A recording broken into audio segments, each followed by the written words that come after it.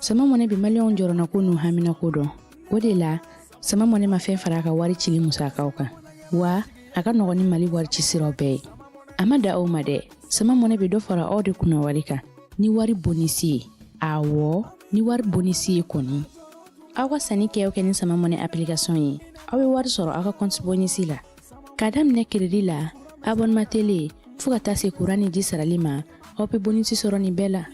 Naka bonisi buguna doron obse ka yelema aka sama mone konti la ka sani were ke na ye walima kata wari jebo anga la sigide no fi oye mone bo yere la aka shifle sisa ni sama mone application télécharger li Play Store walima App Store ka soro ko to sebe ni sama mone yi odi kuna wari be augmenter sama mone ireta awo ireta ni ireta yi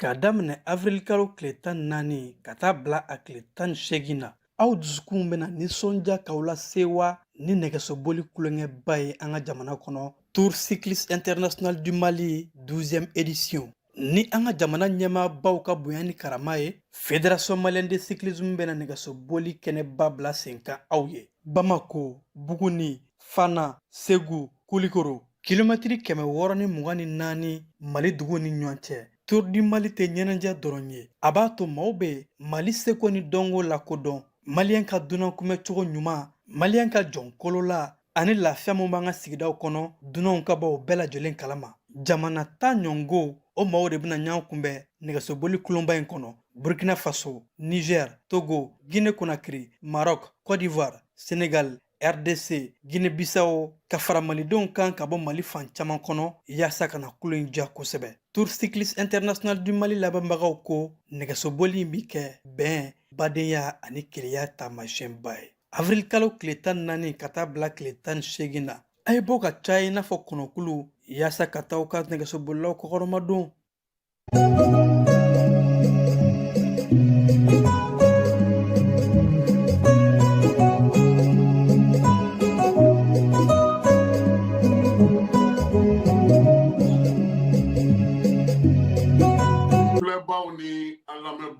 aw bɛɛ lajɛlen aw ni ɲankuma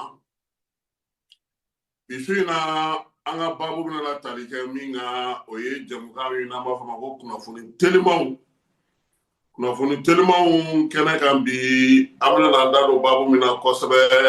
o ye dugu kɔnɔna bi Bamakɔ yɛrɛ n'a lamini bɛɛ lajɛlen na kibaruya min munnu na kosɛbɛ o ye République démocratique Sahara o lakodɔnnibaliya Mali fɛ k'o sɛbɛnw kɛ bi kunnafoni dɔ kɛra o ko hukumu kɔnɔna Bamakɔ yɛrɛ kɔnɔna na n'an bɔr'o la an ka jamana kɔnɔna kibaruya misɛnw fana bɛ an n'an da don o la kɔkan kibaruyaw an n'o kɛ ka a tɔ dafuri fɔlɔ ye tile 41 kɛlɛ kɔfɛ bɛɛ lajɛlen min faamu o ye k'a fɔ lamɛrikɛnw u ni Israël faralen ɲɔgɔn kan ka t'u firi Iran kan jateminɛlikɛlaw kolakɔlɔsilaw bɛɛ lajɛlen kɔni y'a yira sa k'a fɔ ko min ye Amerikɛnw ye u ka ko caman dɔnna nin ko in senfɛ fala ye k'a sabu kɛ mun ye fɔlɔ Amerikɛnw ka wulikajɔ yɛrɛ kunba yaasa ka se ka Irankaw yɛrɛ ka jamanadenw ɲaraki ka ɲɛsin jamana ɲɛmaw ma o ma sira sɔrɔ jamana yɛrɛ dalen don ma falenba min na n'o y'u ka ɲɛmaaba ye guide suprême n'o ye Ali Khamenei ye a kɛr'u ɲɛna n'u y'o fa o bɛna na ni yɛlɛma ye mɔgɔw bɛna futinɛ ka wuli ka ɲɛsin jamana ma o ma kɛ maaw yɛrɛ kunkolo ko se fɛn fɛn tɛ Iran ye a bɛɛ donna nin ko in senfɛ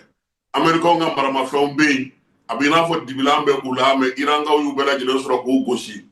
wa Iran yɛrɛ ye ko kura sɔrɔ tuguni ka fara ko in kan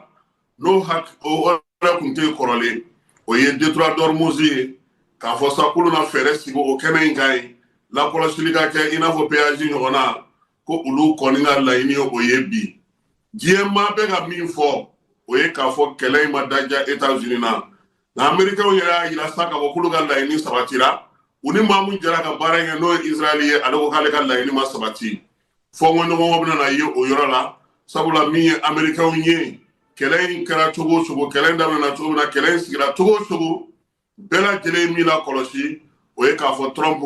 ani jamanadenw kun tɛ kuntilenna kelen na hali Américains yɛrɛ fɛ yen wa kɛlɛ in a marifa dali min filɛ nin ye bi Mali la ni Américains bɛna don a la tuguni sabula Trump tun bɛ ka o de ɲini yaasa ka se k'a bɔfan sɔrɔ Israël halisa ale bɛ ka Liban bombarder o y'a to min ye Irankaw ye olu ye Detroit d'Ormuz datugu k'u sigi k'a yira sa k'a fɔ ko baara tɛna se ka kɛ ten o la bi su in na an yɛrɛ fɛ yan fala ye bi tilegan in na min ye Mali ale ni Maroc olu ye jɛra ka barosigi kɛ barosigi min kɛnɛ ka a kun cɛlen Mali ye sɛbɛn dɔ bɔ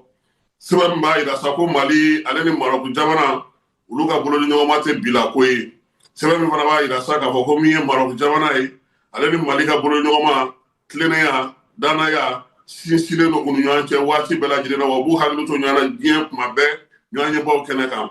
yaasa halisa ko ka se ka dɔ fara o kan sa Mali jamana ale yɛrɛ y'a ye sa k'a fɔ ani Maroc jamana bɛ sigi min kɛ n'o ye jamana fila ɲɛtaga sira sigilenw ye n'o o y'u ka commission ba ye k'a laɲinina sa siɲɛ wɛrɛ ta o kana kɛ Bamakɔ yan yanni san 2000 ale ni 26 in ka ban Marɔkaw olu sɔnna o ma Maroc fana a ye waleɲuman dɔ ta ka ɲɛsin Mali ma ka taasibila kɛ Mali ye fɛɛrɛ ni baara minnu sigilen don Mali fɛ min ye Mali fana y'a yira sa k'a fɔ min ye Maroc masakɛ n'o ye Mohamed Sisi o bɛ ka kuntilenna ni baara min kɛ adamadenya ni maanifinya tɔbɔtɔli sira fɛ waati bɛɛ ka sila ka balimaya fana ni sinjiya ni sigi diya don Mali la k'u tɛna ɲinɛ o kɔ nin waati ninnu kɔnɔ na kuma tɛ général d'armée Asimi o yɛrɛ miirinaba ye min ye farafinna ka kɛlɛya bɛ se ka sigi cogo min na ka sinsin baaraw kɛcogo ɲuman na o la sa sɛbɛn in kɔnɔ ministre Abdoulaye Diop y'a yira sa k'a fɔ ko diɲɛ seleke naani yɛrɛ kun ye maa mafalen ta bi République démocratique du Sahara ko ka taa yen ko jateminɛ o maa kɛrɛnkɛrɛnnen min sugandira ni bɛnkan tar'o la n'o ye résolution ye 27 san 2025 octobre kalo tile 31 san 2025 ko Mali b'a yɛrɛ y'o kɔnɔ sabula Mali y'a ye k'a fɔ Maroc kelen o de bɛ se ka Sahara ka yɛlɛma hɔrɔnya d'a ma bɛn kɔnɔ bɛn min ni diɲɛ seleke naani bɛɛ lajɛlen sɔnna o ma o la Mali kun ye lakodɔnni min ta ka ɲɛsin Sahara ma Mali b'o bɔ a ma bi k'o bɔ a ma sini k'a yira sa k'a fɔ kɔni kɛlɛ min filɛ senna nin ye Maroc kelen pe de bɛ se k'a ko ɲɛnabɔ ani diɲɛ seleke naani maaw o la Mali kelen ka jateminɛw kɛ ka ko in kɔlɔlɔ jateminɛ a nafa a n'a ko bɛɛ lajɛlen daminɛ ka taa basigi sira fɛ Mali y'a yira sa k'a fɔ ale tun bɛ République démocratique du Sahara lakodɔnni min kɛ k'o bɔra a ma bi o bɔra a ma sini Mali bɛna dɛmɛ ta ka don diɲɛ seleke naani o bɛ ka bɛn ni fɛɛrɛ mun sigi ka kɛ ni Maroc ka baara ye Mali bɛna yɛrɛ sɔrɔ kɔnɔ na o kɔlen kɔfɛ fala ye barosigi min tun bɛ bi n'o tun bɛ ka kɛ Bamakɔ Kuluba Marocaw yɛrɛ y'u senna teliya k'u dala teliya fana i b'a dɔn k'a fɔ ko n'i bɛ taa Maroc visa t'an n'u cɛ sa nka sɛbɛn dɔ de bɛ yen u b'a fɔ ma ko AEVM in yaasa i ka se ka taa Maroc i bɛ t'o sɛbɛn de ta bɔlɔlɔ sira fɛ i kɛra jamana minnu ma i b'o de ta bɔlɔlɔ sira fɛ visa t'u ni jamana minnu ni ɲɔgɔn cɛ ka se ka don Maroc sisan sa ko dɔgɔkun 2 nata in na u bɛna o bɔ u ni Mali cɛ o kɔrɔ Maliden n'i ka passeport b'i bolo sɔgɔma n'a ye ja n'i ye pankuru sɔrɔ i bɛ se ka taa Maroc cogo min i bɛ se ka segin ten wa i n'a fɔ a tun bɛ cogo min na kɔrɔlen sabula fɔlɔ yɛrɛ o de tun b'a ni Maroc cɛ mɛ kɔsa in na de Maroc nana ka na nin ko in don a la k'a fɔ ko bɛɛ ka taa bɔlɔlɔ sira kan k'o kɔni binna ka bɔ u ni Mali cɛ kibaruya di yɔrɔ in fana na fana o y'a yira sa ko bourse n'o ye kalandenw bɛ se ka taa kalan kɛ k'u b'o 300 di an ka jamana ma 300 min 600 u bɛ 600 di an ka jamana ma 600 min n'an bɛ se ka baara kɛ n'o ye ka se an ka kalandenw bila ka taa Marocaw fɛ yen ka fɛɛrɛ sigi sen kan yaasa cogo min na boloɲɔgɔnya bɛ se ka sinsin cogo min n'an bɔr'o la fala ye Jafara bɛ musow o kulera Jafara bɛ musow y'a yira sa ko nin y'a kalo 10 ye bɔcogo t'olu bolo taacogo t'olu bolo olu kɔni dɛsɛlen don pewu wa majuguyali kaba ni juguyali kaba kɔnɔ ka t'olu ka dugu datugu u da la k'u b'a ɲini sa gouvernement ka fɛɛrɛ sigi sen kan cogoya min na olu bɛ se ka bɔ nin degun in kɔnɔna na jafara bɛ musow yɛrɛ o y'a yira sa k'a fɔ ko sini ye tɛnɛnku yɛrɛ n'olu b'o cercle kɔnɔ bi a ka gɛlɛn maaw ka se ka bɔ hali u tun b'a fɛ ka bɔ ka nisɔngoya min yira u ye laɲini kɛ préfet fɛ nka préfet ma sɔn nka u yɛrɛ y'a ye k'a fɔ degun de bɛ u da la bi u ye wulikajɔ kɛ sa ka damakasi kɛ ɲɛmaaw bɛ se ka ɲɛ u ma cogo min u bɛ se ka bɔ ni degun kɔnɔ na n'o ye kalo tan degun ye jafara bɛ n'a lamini bɛɛ lajɛlen y'a yira sa k'a fɔ ko u b'a ɲini jamana ɲɛmaaw fɛ u ka fɛɛrɛ tigɛ sa bamanciya ni ɲɔgɔnwale kɛbagaw u bɛ se ka fɛɛrɛ sɔrɔ olu la cogo min na fala ye tajiko ta nasira fɛ an terikɛ Musa Galabu a ko ko dɔgɔkun tɛmɛnen taji 51,000,000 litiri o de donna an ka jamana kɔnɔ nka nin wagati na min kɛlen don k'a dusɔgoya kosɛbɛ o ye k'a fɔ taji in tɛ ka don a don sira fɛ ŋanamu bɛ ka ye a la suyanu bɛ ka ye a la DGCC ko don o don olu bɛ maaw minɛ taji suyɛn na don o don olu bɛ sigana maaw ye minisiri yɛrɛ ko waleya in ka jugu fo ka taa se juguya dan ma ko nka ko min ye dɔgɔkun nata la k'u bɛna fɛɛrɛ sɔrɔ a la fana min kɔni ka juguya bɛɛ la o de k'i ka bolifɛn boli ka taa don station kɔnɔ i ɲɛ bolo u bɛ ka taji feere u b'a fɔ k'u t'a feere i ma u bɛ tila ka datugu ka taa n'u yɛrɛ ye walima ni sɔngɔ yɛlɛma ni fɛn ninnu kɛra gouvernement kan ka wuli yɛrɛ de komi baara tun bɛ kɛ cogo min na fɔlɔ sɔrɔdasiw bɛ don ni taji ye cogo min ka taji ka taa bila lasa bɛɛ lajɛlen bɛ se ka lafiya cogo min nin sɛgɛn min bɛ kɛ magoya min bɛ kɛ degun min bɛ kɛ